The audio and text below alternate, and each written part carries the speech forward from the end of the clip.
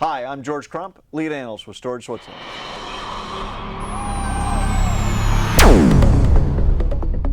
Data centers of all sizes want to kind of develop this sort of web scale mentality, especially as it comes to storage infrastructure. Well, the problem is that getting that web scale mentality in today's traditional storage systems, both primary and secondary, is really hard to accomplish. So we're going to talk about some ways you can get there. To help me with that conversation, I've asked Sean Derrington. He's the Senior Director of Products at Exablox. Sean, thanks for joining us today. Thanks, George. Great to be here. Great. So why don't you take us through what you got here?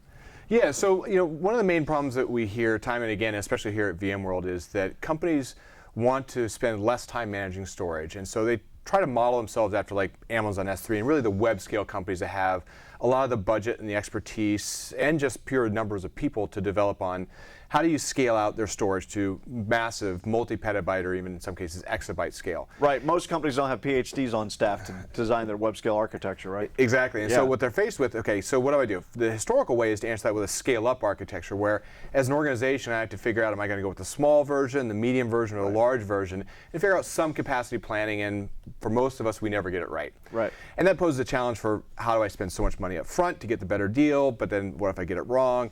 And that really isn't the way that web scale companies operate. The way they want to operate is taking smaller building blocks, ideally commodity components at the lowest cost possible, and add as you need to without disrupting the applications or the users that are accessing that storage. Okay. So that's really what we've done, is we've taken that approach of scaling out and really brought it to every organization where they don't need PhDs. They can actually do and buy exactly the storage they need and grow over time non-disruptively. Well, why don't you show us a little bit what that looks like? Yeah, so one blocks is a 2U appliance, and that's the building block. So every one blocks here has a certain amount of capacity, and we actually let customers choose the types of drives, capacity as well as types, SAS, SATA, or multi-terabyte from 1 to 8 terabyte in a single 2U appliance, and they can build that storage over time. And so here, instead of buying everything up front, and then overspending to get the best deal, there's some price performance curve of how am I going to get enough performance out of what I need, but if I wind up buying the small one today, but I actually needed the medium one, now I'm faced with a forklift upgrade. Gotcha. So the one blocks, what we do is we actually allow customers to scale over time. They can start with exactly what they need and over time add as they grow. So I can start with like one node or one system, and I don't even have to fill it up all the way with drives, is what you're saying. Exactly. You can start with a single 2U appliance and as little as 3 disk drives and grow to a petabyte scale ring, a petabyte scale single file system that your applications and users can use without ever changing anything. And over time, as you do that, you simply plug them in and they auto-discover and they automatically add that capacity to the existing file system, and your Veeam backup infrastructure that saw 100 terabytes today would see 200 terabytes tomorrow, and you never have to reconfigure that application.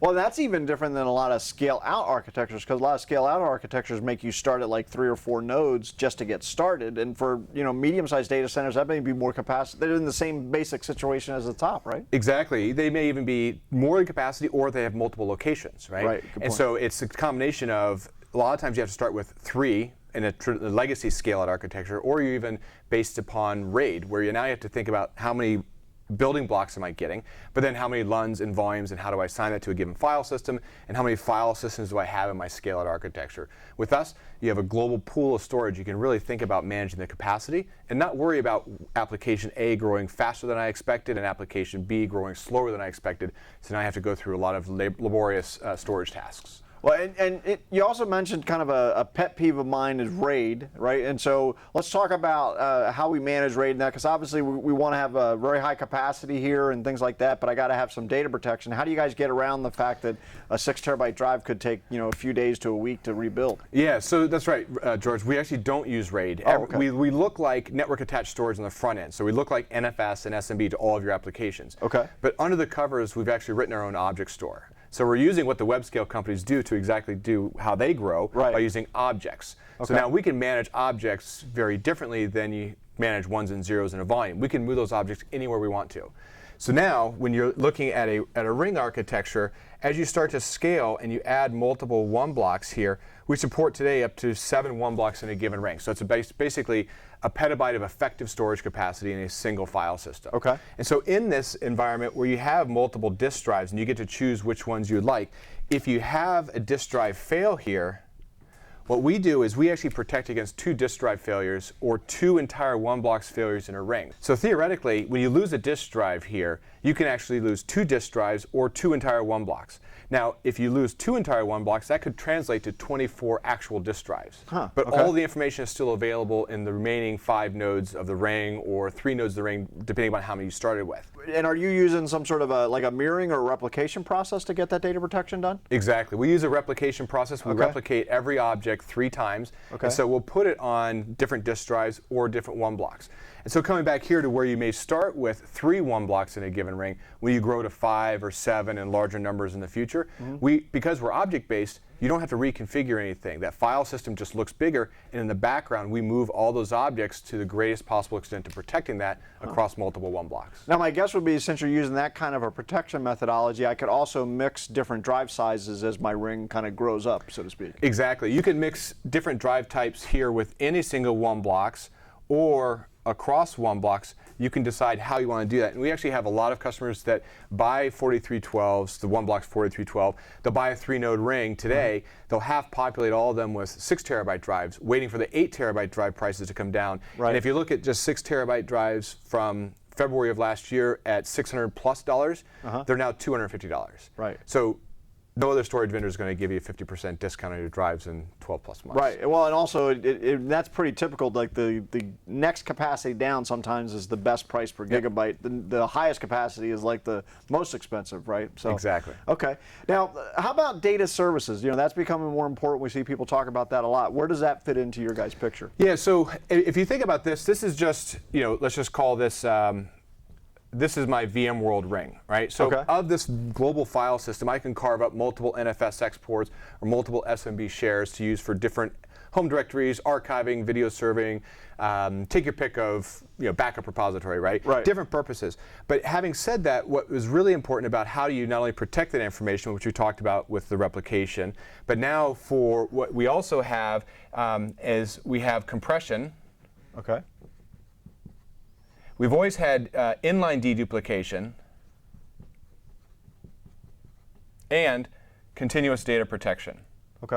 Now, remote replication is also available, but that doesn't apply to an individual ring. That applies to multiple rings. You want to get the data off-site, right? Makes sense. So, when you look at compression, we do all this inline, and so now you think about storage services on a per-share basis, right? So for my backup application, yeah, I'm going to enable compression, but I'm not going to enable continuous data protection for the snapshots. I'm going to let my backup app manage that retention policy. But for other primary data, I may want to actually invoke compression and continuous data protection. And the deduplication is actually global, so that applies to everything. So if you have share A, B, and C across multiple applications, because everything is object-based, we can deduplicate everything essentially for free based upon our object store underneath the covers. So let's wrap with this. What are the primary use cases? Where are you guys seeing a lot of traction? What are the big problems you guys are solving? So the big problem that we're solving is a couple different areas. Number one is a disk-based backup recovery target for Veeam, NetBackup, Backup Exec, Unitrends, take your pick. Right? We look like CIFS or SMB. And so today you can start with whatever you need and grow from there without reconfiguring that. The other is like imaging, PACS applications. A lot of higher ed universities are using us to scale out capacity for their research. MIT and others are using us because we can remove the opportunity, or I should say the limitation of a forklift upgrade when I've got a 4-year-old technology that's now based upon volumes. With us, you can upgrade and just literally remove the 1-blocks and everything is rebalanced to the background. Well, and especially on a data type that you have to keep for a very long period of time. Do you guys do data integrity type of checking as well then? We do. We do a couple things. Number one, the data integrity of everything that's written in, because it's a file being written in and because we're object-based, that actually becomes a hash. That is a fixed number that we know based upon our index and what's physically written to the disk drive. So every time we read that back, we compare that to the original copy of that. And if those hashes do not match, we go to the second or the third copy. So you're always going to be getting back the information that you originally wrote to. Which is critical in that sort of hospital type of environment, It is, eliminating bit rot and the undetectable error rates of drives, right? And so if you look at those higher eds and the applications for backup recovery, they're all price sensitive, right? Lots of capacity, some of them dedupe, some of them compress, others don't. And so what we do is, in addition to the mix and match of drives, what's really appealing to the customers is the fact that they can bring their own drives at retail pricing. And if you look at how we scale over time, customers can always look to a declining price curve of what they're going to pay for the storage, because starting today, even at today's prices, for a single ring with 7 nodes at a petabyte effective capacity, people can buy this at 14 cents a gig list. Wow, that's impressive. Okay, great. Well, Sean, thanks for joining us on the whiteboard today. Yeah, great to be here. Thanks. Thank you. So I'm George Crump, lead analyst with Storage Switzerland. Thank you for joining us today.